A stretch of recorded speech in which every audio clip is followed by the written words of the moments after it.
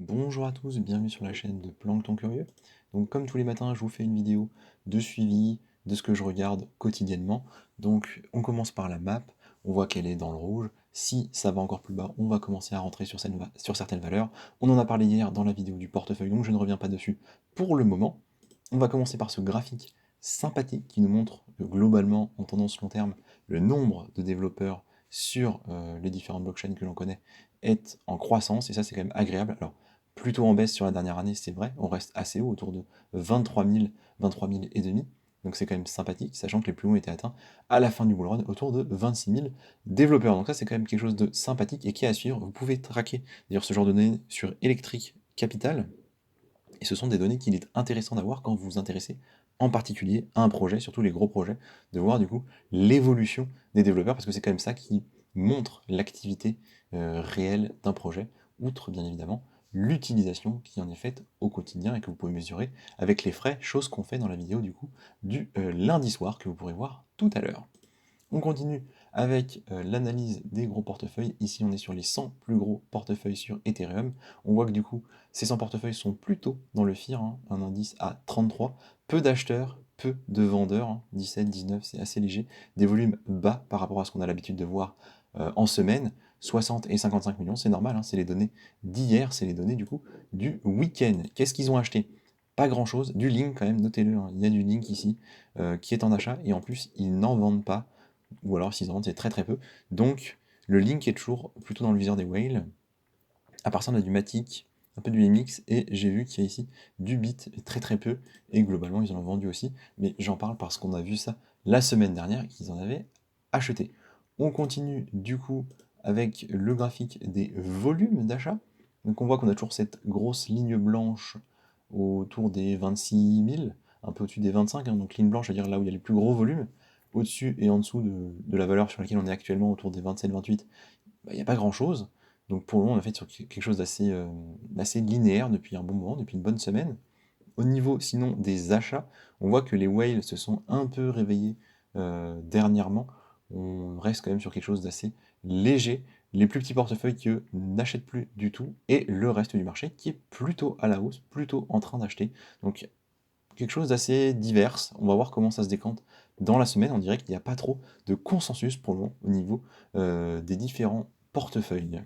Donc au niveau des unlocks de tokens, on a ici fetch.ai, mais c'est très très peu, c'est 0,32, donc juste quelque chose d'assez anecdotique, rien d'important ici. On a Radical 3%, Ineri 4% et ITM 39%. Donc si vous êtes dedans, c'est assez important, 39%, il faut faire attention. Personnellement, c'est un projet que je ne connais pas et que je n'ai pas du tout investi. Donc pas de souci pour moi de ce côté-là. Au niveau des levées de fonds, ce sont celles de vendredi, il n'y en a pas eu ce week-end évidemment. On a trois projets. Narwhal Finance qui a levé 1 million en seed avec notamment le blockchain Arbitrum et la BSC. On est sur du coup un projet de type plateforme de trading décentralisée. On a ici Particle Network qui a levé 7 millions en seed également. C'est une application mobile Web3, pas beaucoup plus d'infos pour le moment. Et par contre, on a Adin, je ne sais pas si c'est la bonne prononciation, mais Adin en tout cas, 5 millions en série A, donc c'est pas leur première levée de fonds, et ils sont dans les infrastructures métaverses, ils aident au développement des métaverses. Donc on peut le voir ici, ils ont levé 5 millions, et c'est vraiment en plus, hein, ils avaient déjà levé, on peut le voir ici, 30 millions. Je vous laisse lire l'article si ça vous intéresse, c'est sur leur site. Donc on peut rapidement voir sur leur site justement leur roadmap, on l'a ici. Donc, vous voyez, c'est intéressant, ils existent depuis 2015. Aileen is born, donc ils ont développé des choses depuis. Ils sont maintenant dans le métaverse et le développement de métaverse. Ils ont levé en tout plus de 50 millions, ce qui est notable, 90 personnes dans l'équipe. Donc voilà, on est sur quand même un projet qui tient la route. Là, la levée de fonds qu'ils ont fait, c'est juste pour développer encore plus leur activité. C'est notable. Je ne crois pas qu'ils aient de token, donc on ne peut pas investir dessus. Mais si c'est une thématique qui vous intéresse, et je pense que ça devrait être le cas, je pense qu'il y a des choses à creuser un peu ici pour comprendre ce qu'ils font et pour comprendre en fait quel est cet acteur qui est quand même relativement important. Donc ils nous disent ici, créer avec des objets que vous connaissez, utiliser du contenu que vous avez déjà développé et surtout inspirer de nouvelles audiences. Donc j'ai un peu l'impression que c'est sur ce troisième point qu'on se positionne. Le but ça va être de faire connaître les gens qui développent des métavers. C'est comme ça que je le comprends. En tout cas, ils sont là pour le soutien des acteurs métaverses et je trouve que c'est assez intéressant. On continue du coup avec une information sur le gold.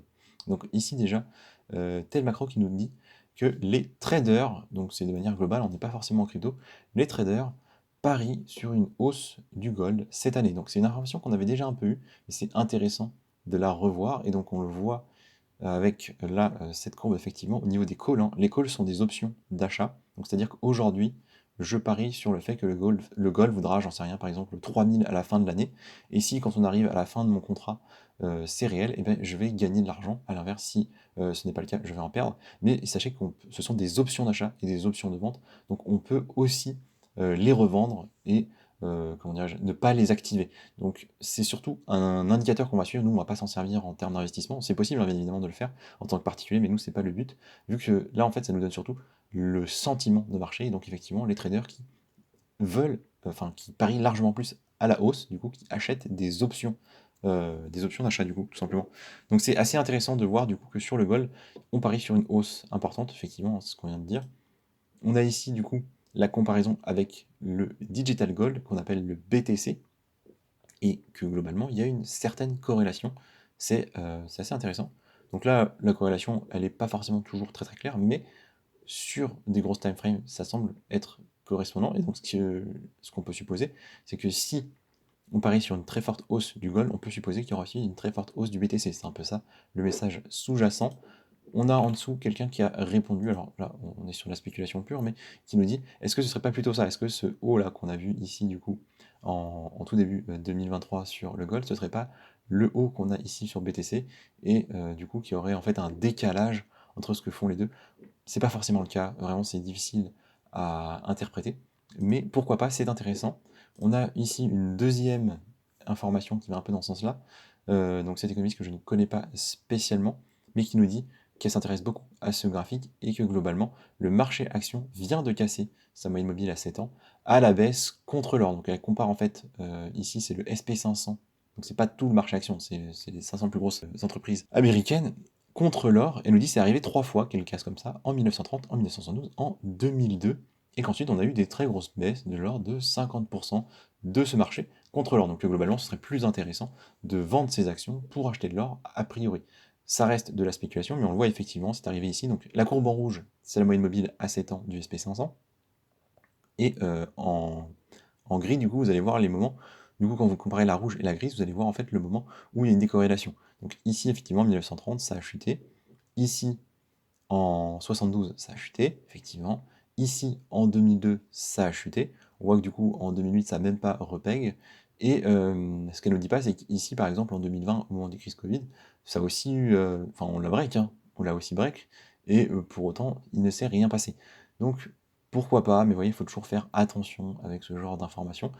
Voilà, c'est deux informations qui vont dans le sens que le gold peut être intéressant. Si ça vous intéresse, on a fait une vidéo dessus. Il y a des valeurs gold, en fait, des tokens gold qui permettent de traquer tout simplement. Donc on a le Pass Gold et le TTR Gold qui permettent en fait directement d'avoir un token adossé à de l'or. On a étudié, nous, le Pax Gold, qui ont a priori leurs réserves bien en coffre, donc c'est intéressant. Pourquoi je vous dis que c'est intéressant? Parce que si vous faites plus confiance au stablecoin, si vous avez envie de vous exposer à l'or et que vous n'avez pas envie de refaire la conversion en fiat, hein, donc avec la taxe des 30% quand vous êtes résident français, et bien c'est quand même pas inintéressant d'aller dessus. Donc voilà, il y a cette solution qui existe. Tethergold qu'on n'a pas encore étudié, qu'on fera prochainement, je suppose, pour avoir un peu plus d'informations dessus. Et enfin, une information pour clôturer cette vidéo, on a Coinbase qui veut développer des stablecoins indexés sur l'inflation. Ça, c'est quand même quelque chose d'intéressant. C'est quelque chose de nouveau, moi je n'avais pas entendu parler jusque maintenant. Pourquoi pas? Vraiment, je trouve que l'information est intéressante. Je ferai certainement une vidéo spécifique là-dessus quand on aura plus d'informations. Donc Coinbase qui a sorti récemment Base, hein, sa propre blockchain, et qui, on peut le supposer, développera peut-être du coup ce genre de solution dans les années à venir. Ça serait intéressant à voir si l'État américain le permettra, s'ils vont pas être trop bloqués là-dessus. Donc voilà, c'est tout ce que je voulais vous dire aujourd'hui pour cette vidéo. Merci de m'avoir écouté et je vous dis à ce soir pour la plus grosse vidéo d'analyse dans la tête d'une whale.